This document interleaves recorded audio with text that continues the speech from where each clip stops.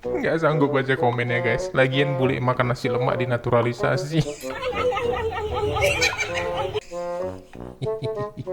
Roti canai bang sama kari. Nggak kayak gitu konsepnya.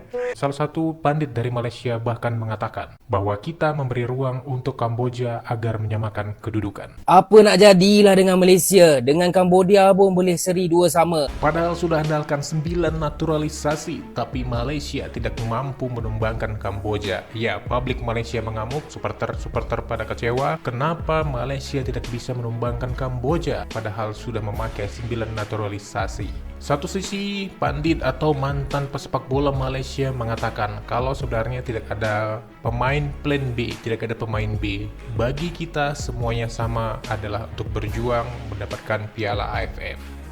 Saya tertarik dengan statement Datuk Dollah Saleh 2 hari sudah. Tidak ada istilah skuad kedua bagi pasukan Harimau Melaya. Saya sangat bersetuju kerana semua pemain yang ada dalam skuad kebangsaan hari ini layak untuk bermain. Jadi bila dia dah dipanggil oleh Pau Mati, ini adalah peluang yang sangat terbaik. Dan Piala AFF semua nak beraksi dengan baik. Ini lagi taraf antarabangsa, mereka harus kecapi dan peluang macam Abang Azmin cakap tadi, Kodolah saya cakap tadi, ini adalah peluang mereka dalam skuad kebangsaan. Tak ada skuad pertama, kedua, bila dapat chance, that's it. Padahal sudah andalkan pemain naturalisasi, timnas Malaysia rupanya tetap tak berdaya saat melawan tim sekelas Kamboja di laga perdana Piala AFF 2024.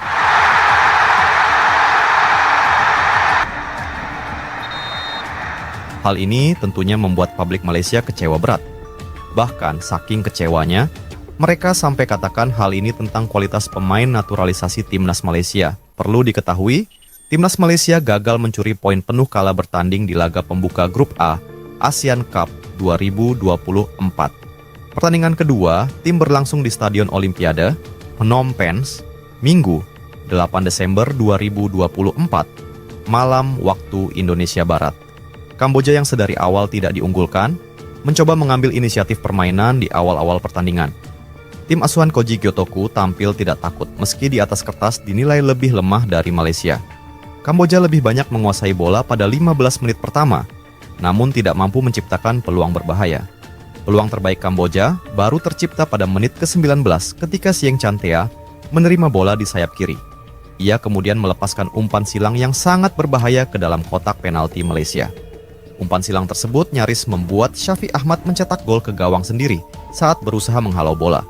Setelah beberapa menit ditekan oleh Kamboja, Malaysia perlahan kembali menguasai permainan setelah menit ke-30. Skuad Harimau Malaya akhirnya mampu membuka keunggulan lebih dulu pada menit ke-34. Pemain naturalisasi Malaysia, Stuart Wilkin, menyundul bola dari dalam kotak penalti setelah menerima umpan silang dari rekannya. Skor 1-0 untuk keunggulan Malaysia tidak berubah hingga memasuki jeda turun minum. Tidak butuh waktu lama, Kamboja mampu menyamakan kedudukan ketika babak kedua baru berjalan 7 menit. Menerima umpan Kim Sok-yuth, Abdel Kader Coulibaly melepaskan tembakan yang gagal dihalau kiper Malaysia Haziq Nazli. Kamboja berbalik unggul 8 menit kemudian melalui gol yang dicetak oleh Satai. Berawal dari situasi sepak pojok, Satai dengan nyaman memasukkan bola ke gawang Malaysia. Tertinggal 1 gol, Malaysia terus menekan untuk mencetak gol penyama kedudukan. Upaya tim besutan Pau Marty Vicente itu membuahkan hasil pada menit ke-73 melalui gol Fergus Tierney.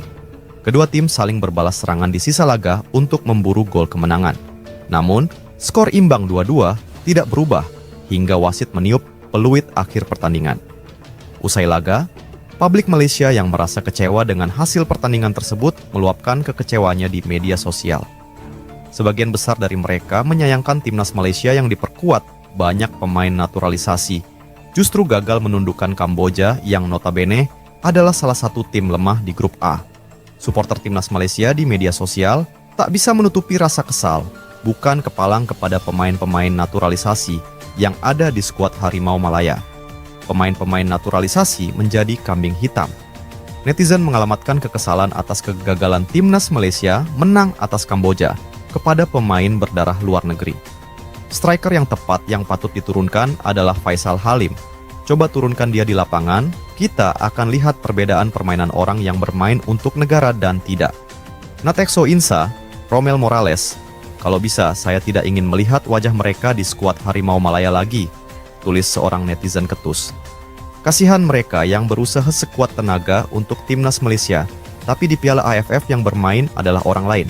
Apalagi mereka yang baru naturalisasi dan bukan pemain tetap di klub mendapat panggilan. Romel, Natso, Muhammadu Sumare, selamat tinggal. Jangan pernah bermain untuk Malaysia lagi. Timpal warganet lain tak kalah tajam. Dalam Piala AFF kali ini, Malaysia membawa 9 pemain naturalisasi. Tercatat ada beberapa pemain yang sama sekali tak memiliki darah Malaysia, namun kini mendapat kepercayaan untuk memperkuat timnas Malaysia. Selain itu, ada pula netizen yang menyuarakan agar Malaysia kembali mengandalkan pemain-pemain dalam negeri, alih-alih mencomot pemain naturalisasi. Publik Malaysia, supporter Malaysia kesal. Ya, percuma saja 9 naturalisasi di Malaysia, tapi tidak mampu melewati Kamboja. Ya, bahkan pemain naturalisasi di sana dianggap tidak becus dan tidak serius dalam membela Malaysia. Mereka beranggapan tidak sepenuhnya untuk membela Malaysia. Maka dari itu, supporter Malaysia berpendapat pemain-pemain nasional saja tanpa naturalisasi. Salah satu pandit dari Malaysia bahkan mengatakan bahwa kita memberi ruang untuk Kamboja agar menyamakan kedudukan. Kesilapan berlaku disebabkan kesilapan. Kita memberi.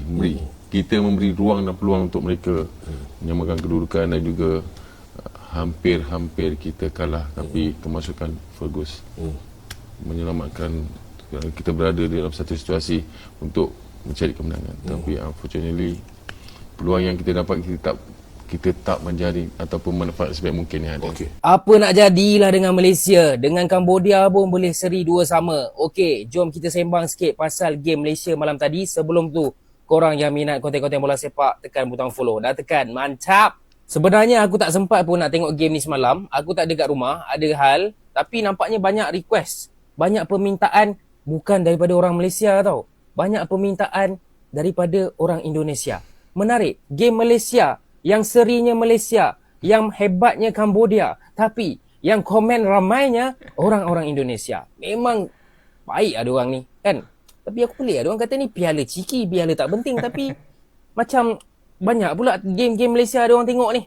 Tapi tak apalah, disebabkan mereka ni dah terlalu meminta-minta, jadi untuk meredakan kesabaran diorang, aku akan bagi kat korang. Aku akan review, okay? Let's go. Gol yang pertama datang daripada tandukan Stuart Wilkin yang sangat-sangat padu. Selama ni kita tengok Wilkin ni dia lebih kepada sepakan, betul tak? Tapi tandukan dia semalam memang betul-betul meletup lah. And Stuart Wilkin ni bagi aku antara player yang sangat-sangat perform untuk Malaysia pada setahun dua ni lah. Lepas tu Cambodia buat comeback lah, Mat. And then kalau aku nak cakap lah pasal player-player Malaysia ni, defender barai weh. Teruk. Okay. Nak sepak bola pun tak kena. Nak clear bola pun tak kena. Tu yang nombor 5 tu. Jimmy Raymond. Kau buat apa semalam? Okay. Defenders Malaysia memang aku tak tahu lah bila akan improve. Tapi setakat ni masih lagi belum improve.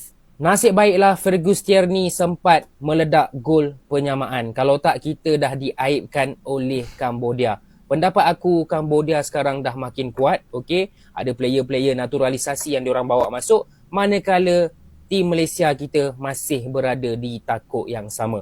Itu saja guys. Nggak sanggup baca komennya guys. Lagian boleh makan nasi lemak dinaturalisasi. Roti canai bang sama kari. Nggak kayak gitu konsepnya. Kayak mana lagi boleh makan nasi lemak dinaturalisasi.